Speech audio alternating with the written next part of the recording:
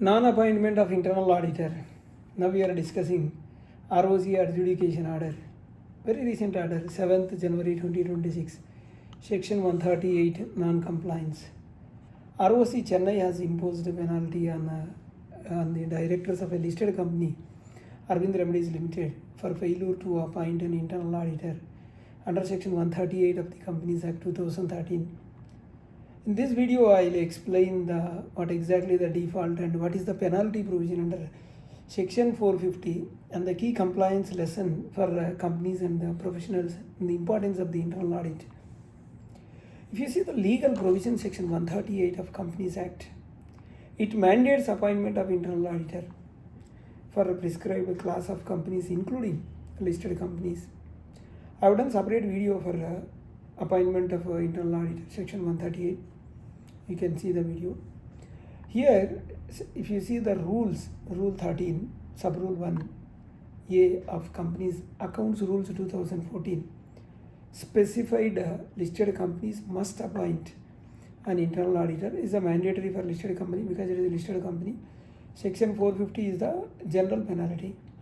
When there is no specific penalty is provided or default attracts under Section 450, so here the base is 10,000 is the base penalty as per Section 450 and 1,000 per day for continuing default, maximum 2 lakh on the company and maximum 50,000 for each officer in default. This is what about Section 450 says.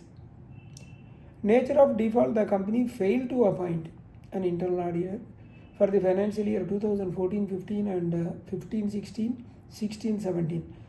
So this was discovered during the inquiry under Section 206 subsection 4.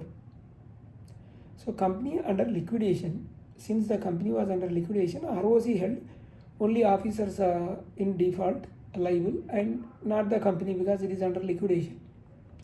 Penalty imposed on the directors, each director 50,000, 2 directors are there, so 50-50 each. Penalty to be paid from the personal funds of the directors. So important compliance directions given by ROC is penalty payment will be within 90 days and through MCA adjudication portal. If they wish, they can go to appeal before RD within 60 days.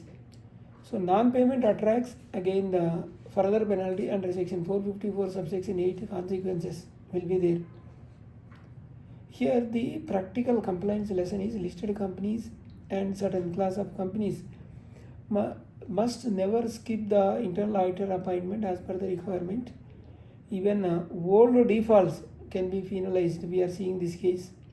So directors are personally liable. So liquidation does not protect the officers from the penalty. Section 450 acts as a powerful catch all the penalty provision. When there is no specific penalty in the section, then this penalty will come under this Section 450. So this order is a reminder that the internal audit is not a formality, it is a legal obligation.